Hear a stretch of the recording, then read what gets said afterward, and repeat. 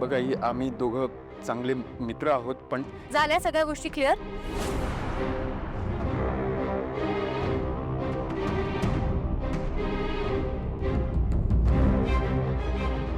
मला वाटतं झाल्यात क्लिअर, बरोबर? आदित्यने माणुसकीच्या नात्याने तिला सावरलं, त्यात प्रेमाचा वगैरे काही संबंध नाहीये. पारू, तू सांग, तुला तिथे काही चुकीचं झाल्यासारखं वाटलं? किंवा आदित्य तुला तिथे फसवून घेऊन गेलाय, किंवा तुला आवडत नसताना त्याने तुला स्पर्श केलाय, असं काही झालं?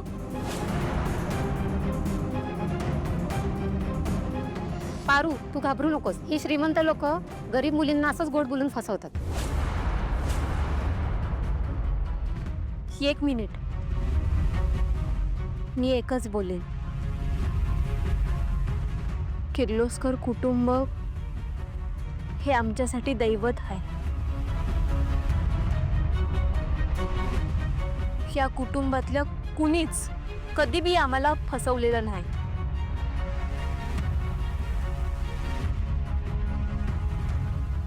तिकडे जे काय बी झालं तो फक्त एक अपघात होता. माझा पाय घसरला, मी पडणार तेवढ्यात आदित्य सरांनी मला वाचवलं, बस, बाकी काही नाही. तुम्ही बोलताना खूप इमोशनल झाला आहात. तुमचं प्रेम आहे का आदित्य सरांवर? हो, असले काही चुकीचे प्रश्न विचारू नका माझ्या पारूला. तिला माहिती आहे तिची लायकी नाहीये. मी संस्कार केलेत माझ्या पोरीवर आणि मला माझ्या पोरीचा अभिमान आहे. ती असला चुकीचा विचार नाही करणार कधी.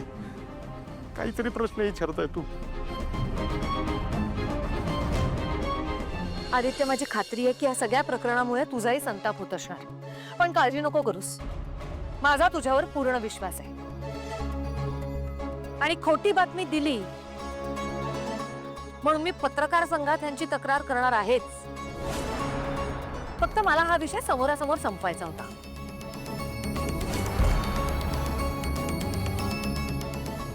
आता तुम्हाला कळलं ना की आदित्य आणि पारू मध्ये तुम्ही समजताय तसं काहीही नाहीये.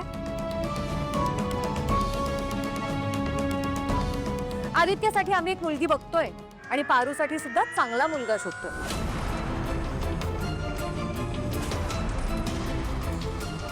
त्यांची लग्न ठरली की तुम्हाला रितसर कळवण्यात येईल. तोपर्यंत कृपा करून हा असा मूर्खपणा परत करू नका.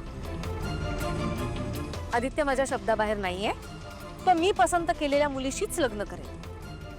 हो ना आदित्य?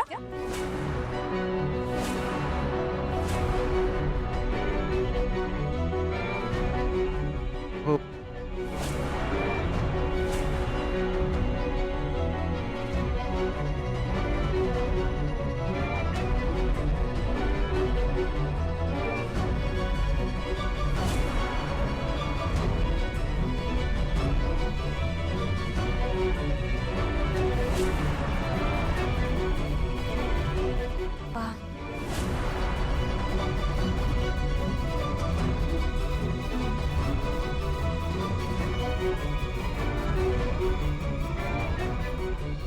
काय मग दामिनी काकू, काय काय मज्जा केली महाबळेश्वरला?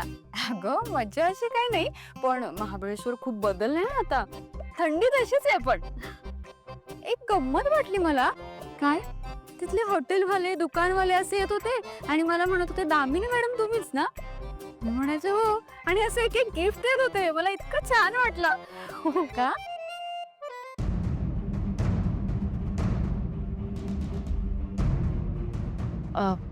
तुम्ही दोघे आज जा. आई, आज जा. वहिनी मला आणि प्रियाला इथून जा म्हणतायत, म्हणजे नक्कीच आदित्यच्या बाबतीत काहीतरी असणार. पण ती पारू सुद्धा इथे दिसत नाही. तिच्या घरी जाते आणि बघते नेमकं काय घडतंय. इथून नको, सगळ्यांना संशय येईल. गुपचूप जाते.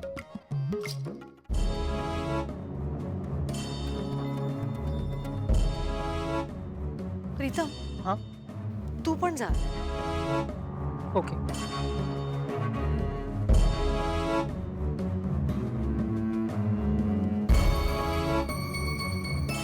बस बस.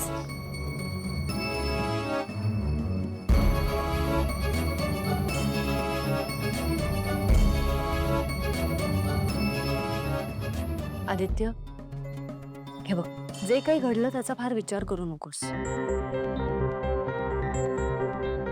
कारण त्यात तुझी काहीही चूक नाहीये. जे झालं ते गैरसमजातून झालं. माझी खात्री आहे की तू कधीच चुकीचं वागणार नाहीस. हे बघ, हे सगळं प्रीतमकडनं झालं असतं तर एक वेळ मान्य होतं. तो अल्लड आहे, तो असं वागतो. पण आदित्य, तुझ्याकडून अशा वागण्याची अपेक्षा नाहीये मला. तो पत्रकार जे म्हणाला ते बरोबर आहे. तू एक पब्लिक फिगर आहेस, त्यामुळे त्यांची तुझ्यावर कायम नजर असणार. त्यामुळे इथून पुढे वागताना किंवा काहीही करताना थोडं सांभाळून वागायला हवं. त्याची काळजी घेशील. जा, आराम कर.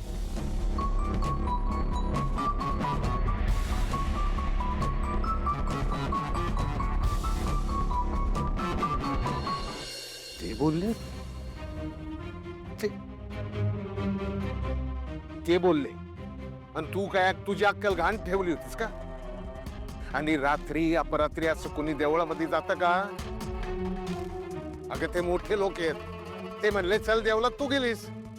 तुला तुझं डोकं नाही वापरता येत? बघ बारू, काल त्या किर्लोस्करांच्या घरामध्ये जे काही वादळ आलं ना, ते तुझ्यामुळं आलंय. आईल्या मॅडम आपल्यावरच्या विश्वासावर ठाम राहिल्या म्हणून आज आपण आता या घरात उभे आहोत, नाहीतर रस्त्यावर आलो असतो. कळलं बारू?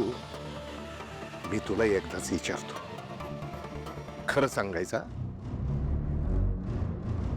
तुमच्या दोघांमध्ये फक्त मैत्री आहे का अजून काय आहे?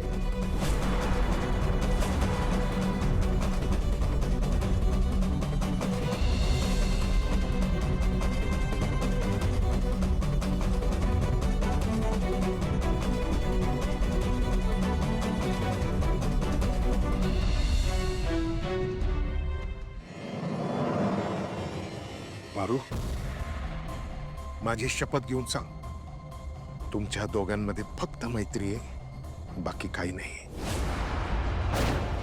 आणि मला खरं सांग, नाही तर माझा मेलेला तोंड बघशील तू. बा,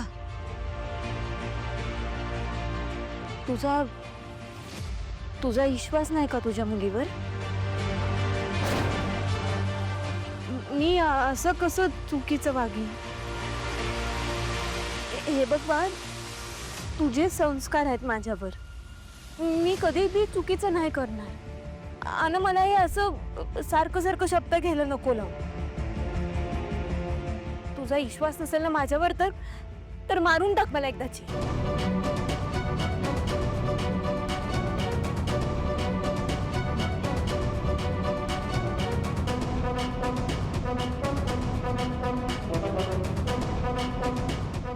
बाळबारू, असं वाईट साईड मनामध्ये आणू नकोस का? आपण गरीब माणसं आहोत. आपल्याकडं आपली इज्जतच महत्वाची आहे ना. तो एकच दागिना आहे आपल्याकडं. लोकांचं मला काही वाटत नाही, ते काही बाई बोलत असतील, पण उद्या माझ्या मनावर संशय घेतला जाईल. यांनी याच्या मालकाला फसवलं, याला समज माहिती असताना यांनी मुद्दाम केलं, असे आरोप लावले जातील माझ्यावर.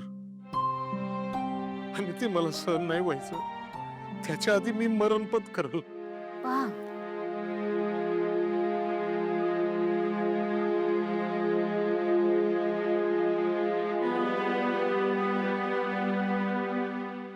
बापरे, म्हणजे लव्ह स्टोरी खरंच सुरू झाली म्हणायची. आम्हाला महाबळेश्वरला पाठवलं आणि आदित्य आणि पारूने मजा केलीये.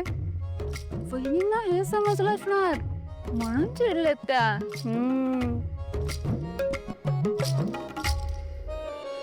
हे बघा, यापुढे किर्लोस्करांच्या बाबतीत कोणतीही न्यूज द्यायची असेल ना, तर त्यासाठी तुम्हाला किर्लोस्करांची परवानगी लागेल. नाहीतर आम्ही तुमच्यावर मानहानीचा दावा करू. लक्षात ठेवा. बापरे, म्हणजे इतके दिवस मी बोलत होते ते बरोबर होतं म्हणायचं. मला ज्याची भीती वाटत होती ना तेच घडतंय आता. काय तुम्हाला नाही माहित, आपल्या आदित्याचा आणि पारूचा फोटो आलाय पेपर मध्ये. दामिनी, तो पेपर वहिनींनी पण पाहिलाय आणि मी पण. ती न्यूज फेक आहे आणि तू याच्यामध्ये लक्ष घालू नकोस, नाहीतर वहिनींची शिक्षा तुला माहितच आहे आणि ती शिक्षा तुला झेपत नाही. आपण काही बोलायला नको, नाहीतर उगाच माझाच काल चालवायचं. जाऊ दे जाऊ दे, मला काय करायचंय. काय आहे ना, अशा क्षुल्लक गोष्टींकडे लक्ष द्यायला मला वेळच नाहीये. कुणाला जे काही करायचं ते करू देत, मला खूप काम आहेत.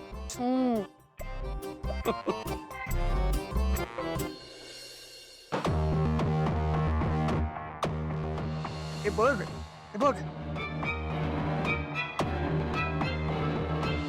त्यांच्यापर्यंत ही बातमी कशी काय पोहोचली? त्याहीपेक्षा मोठा प्रॉब्लेम हा आहे की आईला सगळं कळलंय. त्या मूर्खांनी अहिल्याला सांगितलंय की तुम्ही देवळात लग्न झालेल्या जोडप्यासारखे उभे होतात. आदित्यने माणुसकीच्या नात्याने तिला सावरलं. त्यात प्रेमाचा वगैरे काही संबंध नाहीये. अहिल्या मॅडम, तुम्हाला तुमच्या मुलावर आणि पारूवर खूप विश्वास आहे, पण समजा त्यांच्यात खरोखरच प्रेम असेल तर. आदित्य माझ्या शब्दाबाहेर नाहीये, तर मी पसंत केलेल्या मुलीशीच लग्न करेन.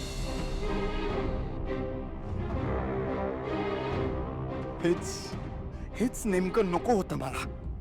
मी स्वतः आईला सगळं खरं खरं सांगायला हवं होतं. बाहेरून गोष्टी कळल्या ना की असंच होतं. फोटोमुळे किती त्रास सहन करावा लागला पारूला. बिचारी घाबरली असेल. ती या नात्यातून माघार तर नाही घेणार ना.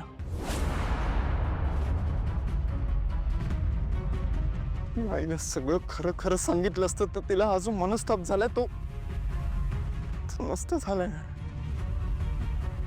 ते काय नाही, माझं प्रेम खरं आहे आणि आई माझं प्रेम नक्की समजून घेईल.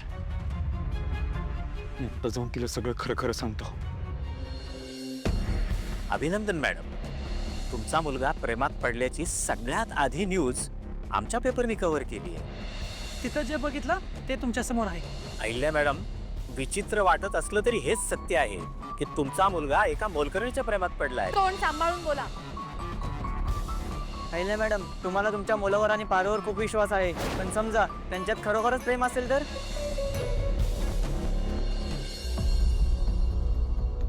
अहिल्या, तू परत काळजी करायला लागलीस ना.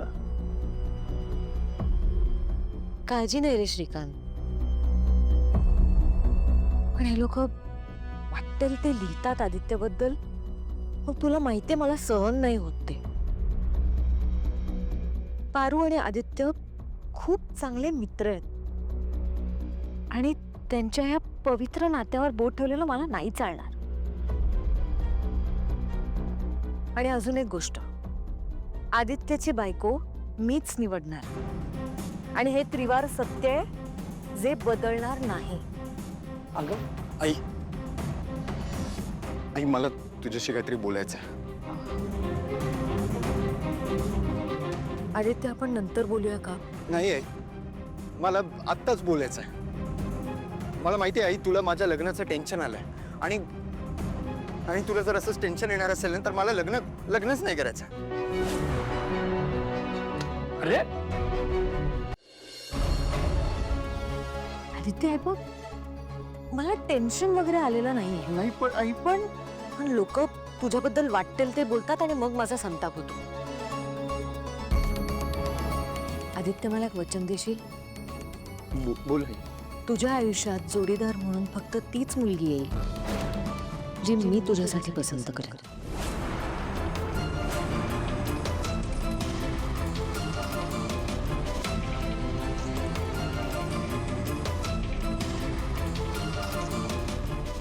आई, तू म्हणशील ना तेच होईल.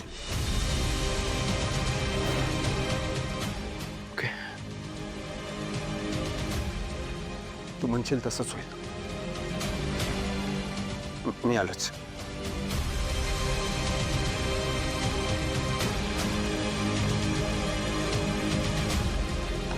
श्रीकांत, मी जरा पडते, मला बरं नाही वाटत आहे.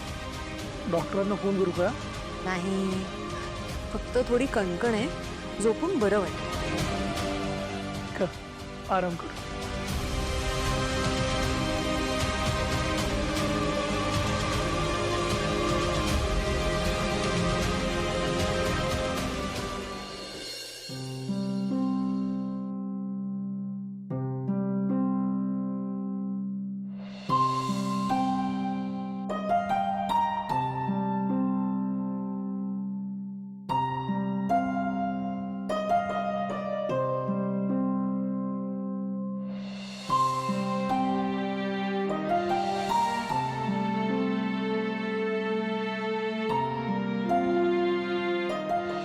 आदित्यने माणुसकीच्या नात्याने तिला सावरलं. त्यात प्रेमाचा वगैरे काही संबंध नाहीये. आदित्य माझ्या शब्दाबाहेर नाहीये. तर मी पसंत केलेल्या मुलीशीच लग्न करेन.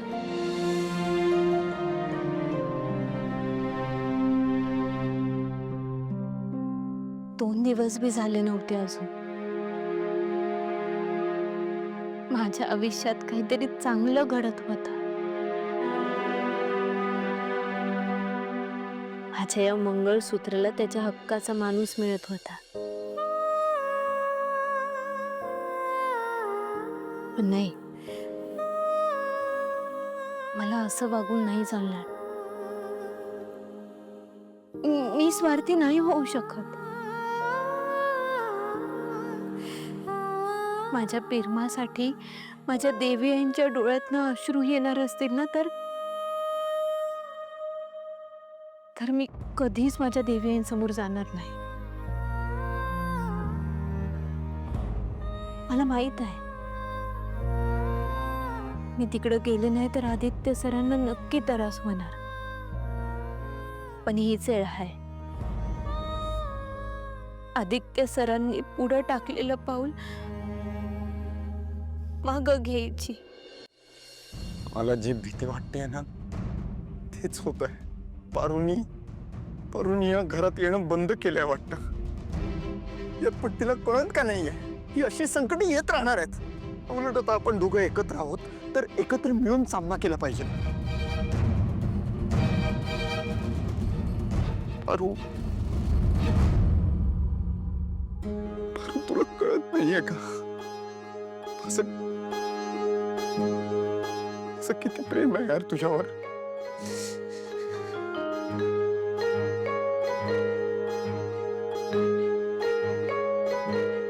तिकडे स्वतःला त्रास करून घेत असणार आहे. पारू,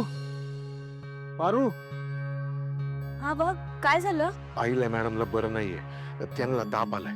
काय? हा. असं अचानक कसं काय आला? काय कळा ना. बा, आज जे काही बी झालं ना, त्या समध्या प्रकाराचा त्यांनी लई विचार केला असेल, म्हणून त्यांना ताप आला असेल. मी एक काम करते, त्यांच्यासाठी पडदेशी काढा बनवून देते. तू बस. काय कळा ना काय चिंता. दादा बाहेर चाललाय का?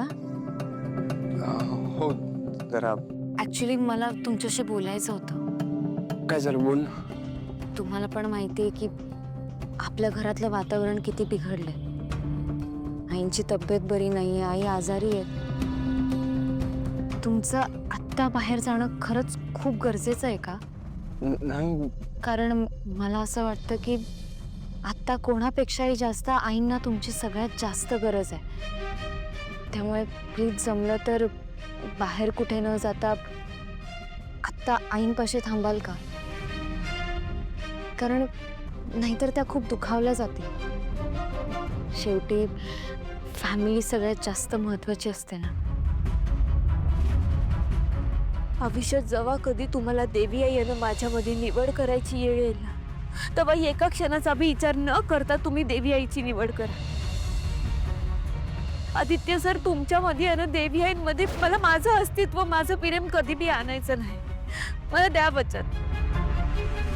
दिलं वचन. प्लीज